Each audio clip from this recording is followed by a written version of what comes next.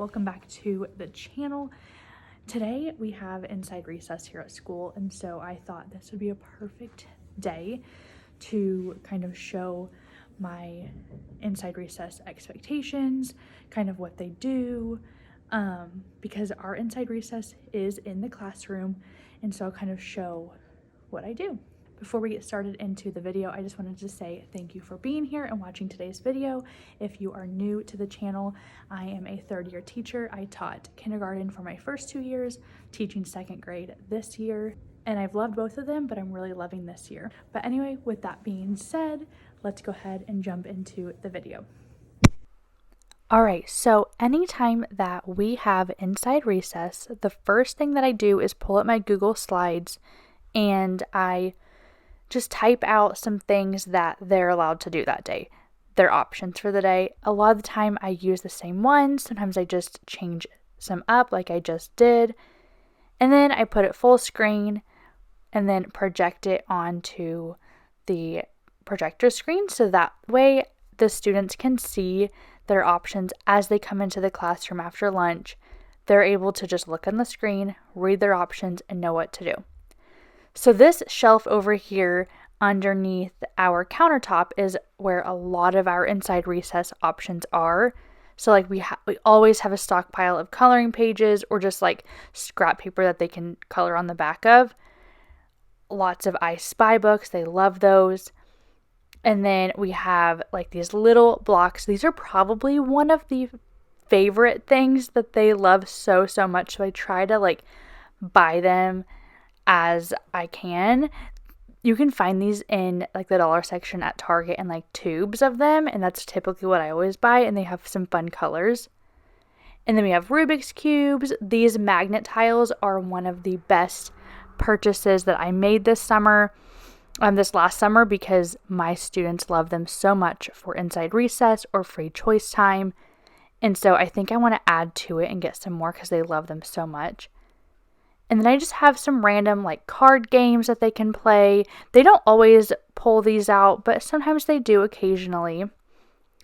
And then we have only like 2 puzzles, and they love doing the puzzles. And so this is something that I want to get more of because it's something that I love having as an option. And they use teamwork to build them. They love it so much. So I want to get a few more puzzles. And then tic-tac-toe is always an option. And then these are where we keep all the board games that we have for our classroom as well. And then that's the shelf. And I kind of change things out. I add new things to it every once in a while, but that's typically what it looks like. Another option that they are allowed to do sometimes is Chromebooks. This is not an option every single day. It is most days that we have inside recess, but not all the time, especially when I see that they need a break from Chromebooks.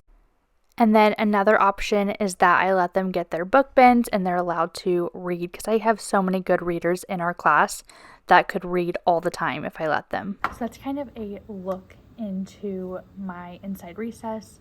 Typically, I actually stay in the classroom for inside recess. We don't have to. We do have aides that cover it. However, I like to work in here anyways, and so I just typically stay in here with them. But that's kind of it. I keep it as simple as I can.